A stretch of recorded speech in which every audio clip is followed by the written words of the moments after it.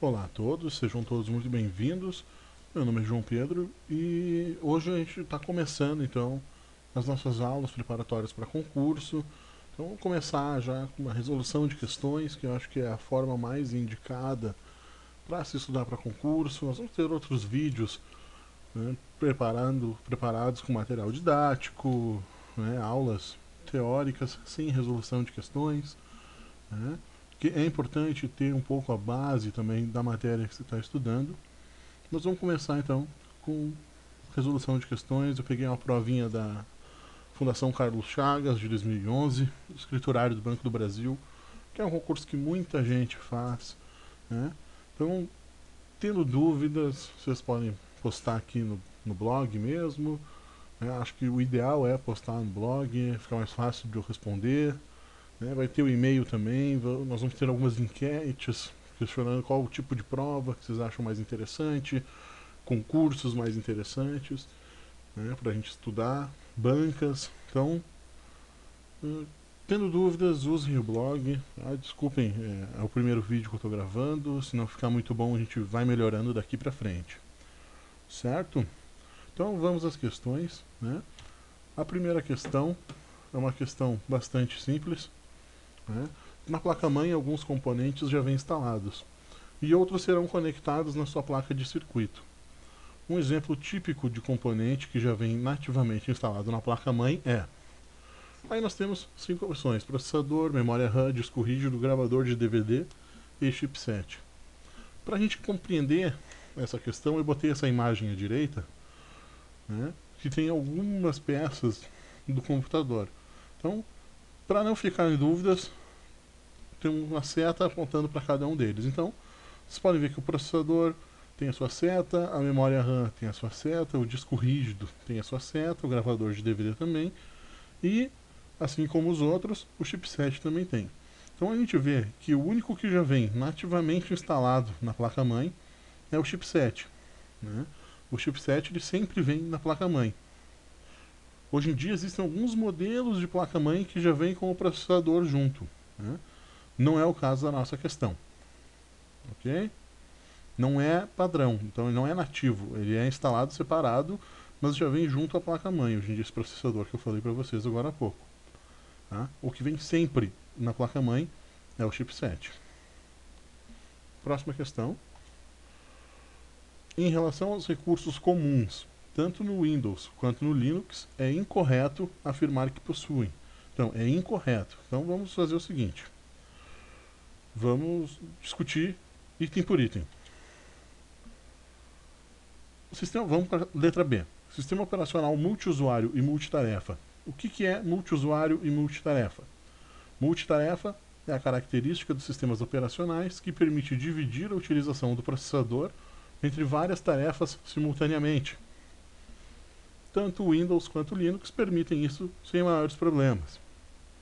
Multiusuário é o termo que define um sistema operacional que permite acesso simultâneo de múltiplos usuários ao computador. Tanto o Windows quanto o Linux permitem, ou seja, ambos sistemas são multiusuários e multitarefa. Então a letra B está correta. Letra C. Suporte a vários sistemas de arquivos. O sistema de arquivo é um sistema que organiza os arquivos dentro do nosso disco rígido. No Linux existem o EST2, EST3, EST4, ReiserFS, entre outros. O Windows tem FAT, que já não se usa mais, mas ainda existe. Para o Windows XP, tem algumas pessoas que ainda utilizam o Windows XP, ainda podem instalar o FAT normal. Tem o FAT32 e o NTFS. Todos eles funcionam para o Windows. Ou seja, está correto, existem vários sistemas de arquivos para cada um dos sistemas operacionais. Letra D. Restrição de acesso a usuários, arquivos e pastas. Pastas subentende-se diretórios, tá, pessoal? Ambos os sistemas possuem mecanismos de controle de acesso a usuários, arquivos e pastas. O que é o mecanismo de controle de acesso?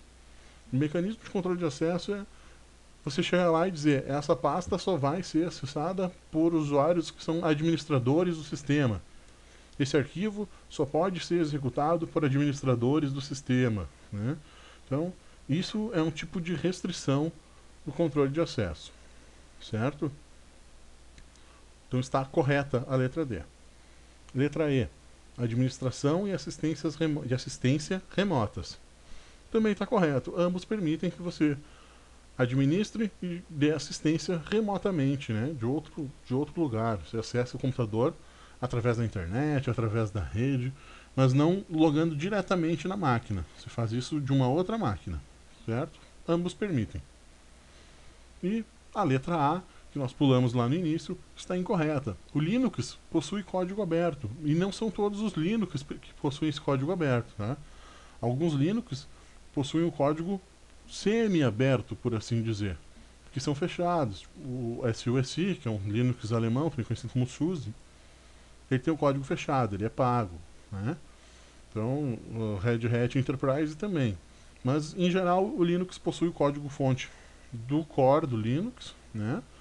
do kernel do Linux, é aberto. Qualquer um pode abrir, estudar ele, modificar do jeito que achar melhor. E o Windows não. O Windows tem o código totalmente aberto, totalmente fechado. Né? O Windows é fechado e o Linux é aberto. Software livre, um é software livre, o outro não. O Linux é livre, o Windows fechado. Certo? Então, a questão incorreta seria a A. Né? É incorreto afirmar que ambos possuem sistema operacional de código aberto. O Windows não é aberto. Próxima questão. Em relação à internet e à intranet, é incorreto afirmar. Bom, essa é uma questão bem simples a partir do momento que você entende a diferença de internet e intranet. Ambas empregam tecnologia padrão de rede. Correto. Para ambas você precisa utilizar HTTP ou HTTPS e elas funcionam de forma similar, certo? E agora vamos pular a B, né? Vamos direto para C. A C, a intranet tem como objetivo principal agilizar a implantação de processos, promover a integração dos funcionários e favorecer o compartilhamento de recursos. Corretíssimo. A internet tem esse principal objetivo, né? É como se fosse uma internet fechada, interna da empresa. Por isso que é intranet, ela é interna da empresa, certo? Letra D. O acesso à internet é aberto, enquanto na intranet é restrito ao seu público de interesse. Muito correto também. Né? A internet você acessa de casa. Existe o site da empresa na internet, por exemplo, o Google, você acessa lá www.google.com e você vai acessar o site do Google na internet. Certamente existe algum mecanismo interno do Google que só é acessado pelos funcionários do Google. Seria uma intranet. Né? Então, para isso, essa intranet ela é fechada, ela é restrita. Você precisa de login e senha, né? De dados de acesso que são fornecidos pelo empregador, no caso. Então, a internet é aberta, a intranet é restrita. Está correta. Letra E. Internet refere-se, em geral, ao conteúdo público da empresa, ao passo que a intranet pode englobar compartilhamento de informações de usuários internos à empresa. É aquilo que eu havia dito antes, né? O site da empresa ele é aberto ao público, né? Ele possui conteúdo da empresa, aquele conteúdo que a empresa quer que todo mundo tenha acesso, que todo mundo possa visualizar. Enquanto a intranet se refere a informações fechadas da empresa, informações restritas. Então, quando a gente volta lá para a letra B, a gente vê que há completa similaridade de conteúdo em ambos os ambientes. Errado. Né? Então, se a gente sabe a diferença de internet e de intranet, a gente sabe que elas são similares na tecnologia e na forma de funcionamento, mas que o conteúdo de ambas são completamente diferentes. A internet tem um conteúdo público, a intranet um conteúdo privado. Então, se a B estivesse correta, a C, a D e a E estariam incorretas automaticamente. Certo? Próxima questão. Considere a planilha abaixo. É uma planilhazinha de Excel bem simples, né? Os produtos da coluna C foram obtidos pela aplicação da fórmula A2, que multiplica B2, copiada de C2 para C3 e C4. tanto no Excel quanto no BR Office Calc, utilizando o mesmo procedimento para a coluna D. Os produtos exibidos em D2, D3 e D4 foram obtidos pela fórmula em D2 igual a. Então, o que acontece? Quando a gente precisa manter uma célula específica, a gente precisa proteger essa célula. O símbolo de proteção no Excel ou no Calc, tanto faz, é o cifrão. Então, se a gente colocar ali cifrão A, cifrão 2, a gente está protegendo a coluna A e a linha 2, a célula específica. Se a gente colocar A, cifrão 2, nós estamos protegendo a célula 2, né, a linha 2 da coluna A, apenas ela, e não toda a coluna. A gente está protegendo apenas a linha e não a coluna. Então, eu vou pedir que vocês façam esses testes no Excel ou no Calc no seu computador e verifiquem os resultados, né? O que acontece? Para copiar, é importante colocar o mouse mais ou menos neste espaço aqui, onde eu estou apontando o mouse, clicar na bordinha ali, vai ter uma caixinha pretinha pequenininha, clicar e arrastar. Quando você clica e arrasta para baixo, ele copia a fórmula para as células de baixo. Então eu peço que vocês testem essas fórmulas das letras A, B, C, D e E para entender como funciona a proteção de células em linhas e colunas. Vocês vão ver aqui, eu já dei os resultados, a correta é a C. Tá? Porque o que acontece? Se eu deixar descer da linha 2 na coluna A, né, o que acontece? Eu vou estar multiplicando por zero. Né? Então eu vou multiplicar 0 vezes 4, 0 vezes 5, né? E não é o que eu preciso. Eu preciso multiplicar por 2. Então é 2 vezes 3, 6, 2 vezes 4, 8, 2 vezes 5, 10. Então eu protejo esta célula especificamente. Eu peço que testem. Se tiverem algumas dúvidas, se não ficou bem claro, comentem aqui embaixo nos comentários do blog. Quem estiver assistindo pelo Facebook, acesse o blog, né? O link do blog está na descrição do vídeo e eu respondo, eu tiro as dúvidas sem maiores problemas. Certo? Não tem uma forma muito prática de exemplificar essa questão, senão pedindo para vocês fazerem igual no computador de vocês.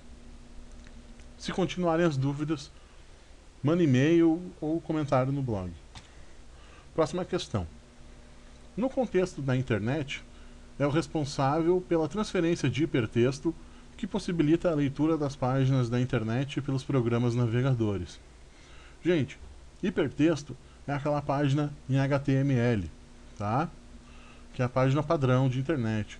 Quando a gente acessa um arquivo em PHP, em ASP, em ASPX, né, ASP.NET, todos eles carregam um HTML, tá? Que é a linguagem padrão de internet. Então, para a gente compreender, vamos pular a letra A, vamos direto para a letra B. Primeiro a gente começa pelas erradas, depois a gente explica a certa. B, POP. POP é o protocolo padrão de recebimento de e-mail. Sempre que você recebe um e-mail, o protocolo para isso é o POP. C, SMTP. SMTP é o protocolo padrão de envio de e-mail. Você envia um e-mail utilizando esse protocolo. TCP, tá? É o protocolo de comunicação e transferência de dados padrão da internet. Tá? Sempre que o seu computador está se comunicando com algum outro, ele está utilizando o protocolo TCP. Ele fica numa camada abaixo, né, dessa camada de aplicação, por assim dizer. É um termo um pouco mais técnico, mas você consegue... Uma hora, eu vou elaborar um material explicando um pouco essas camadas de protocolos, quando eu estiver falando de protocolos, para ficar mais fácil de entender. Sempre cai uma questão de protocolo, eu acho que é interessante entender os protocolos. Tá? Então, está incorreta a letra D. Tá? Letra E, FTP, é o protocolo de transferência de arquivos. Né? O protocolo onde você envia e recebe arquivos diretamente pelo browser. Né? Então, também está errado. E o HTTP é o protocolo que permite a leitura de páginas na internet pelos programas navegadores. Você pode ver quando você estiver navegando na internet, lá no início do endereço tem http://. Então, isso define qual é o protocolo que está sendo utilizado para carregar aquele endereço à direita dele.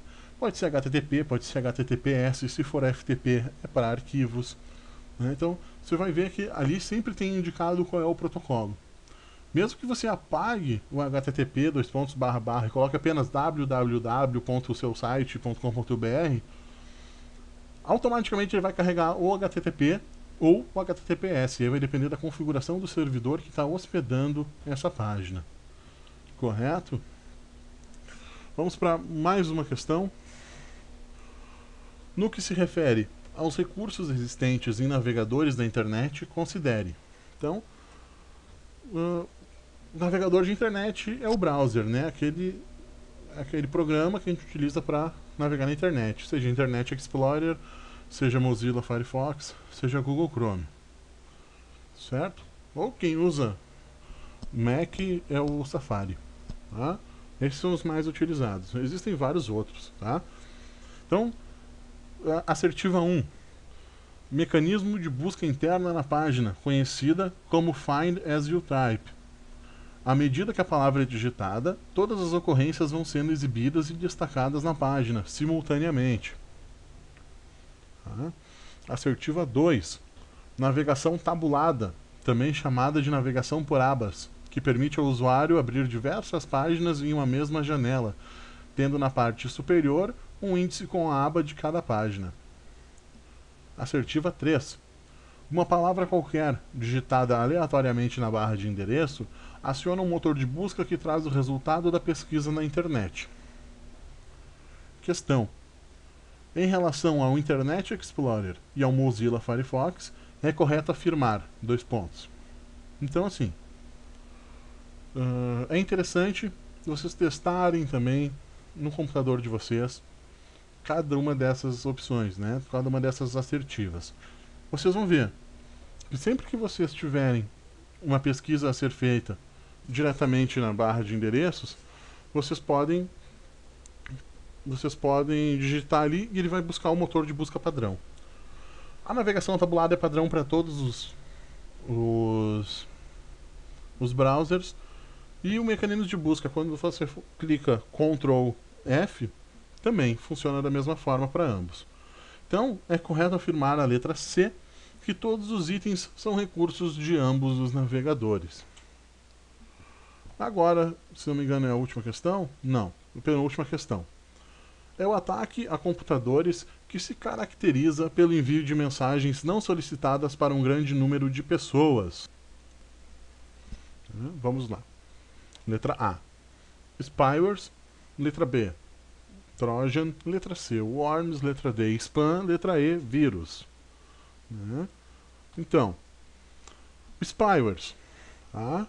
Tipo específico de código malicioso. Programa projetado para monitorar as atividades de um sistema e enviar as informações coletadas para terceiros.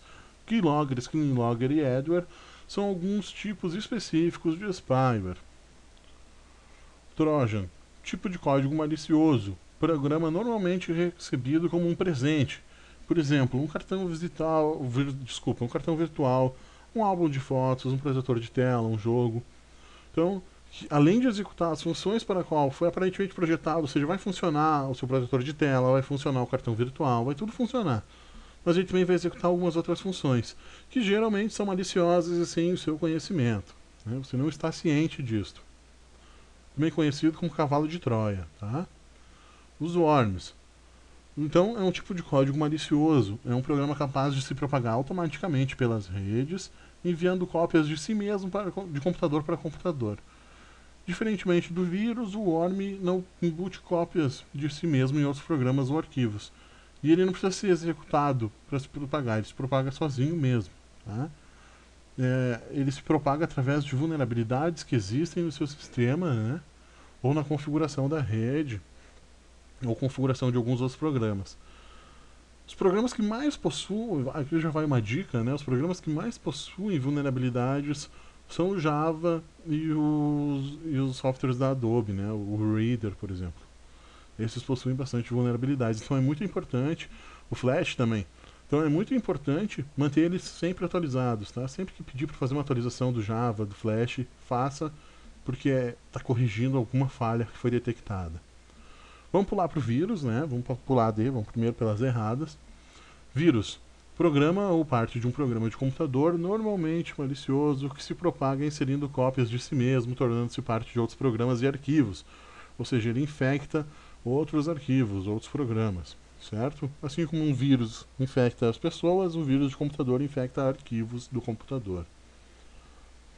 E o spam? Spam é o termo usado para se referir aos e-mails não solicitados, né? Que geralmente são enviados para um grande número de pessoas. Correta, ela responde a nossa questão. É o ataque a computadores que se caracteriza pelo envio de mensagens não solicitadas para um grande número de pessoas. O spam, né? Tá ali a descrição do que é o spam, responde plenamente a nossa questão. E a última questão de agora, né, desse vídeo, dessa aula, no contexto de segurança do acesso à distância a computadores, é o processo que encapsula o pacote de dados previamente protegido por mecanismos que o torna ilegível, podendo dessa forma trafegar em uma rede pública até chegar ao seu destino, onde é desencapsulado e tornado legível, né? Todo esse processo se trata do quê? Então, vamos lá. Autenticação não é, tá, pessoal? Não tem nem por que dizer que é autenticação. Autenticação é quando você loga no sistema. Gerenciador de chaves digitais também, em nenhum momento se falou em chave digital na questão. A conexão segura, a rede pública não é uma conexão segura, tá? Então também não se tratou, na questão não se trata de conexão segura. A gente poderia ficar entre a D e a E, criptografia ou tunelamento.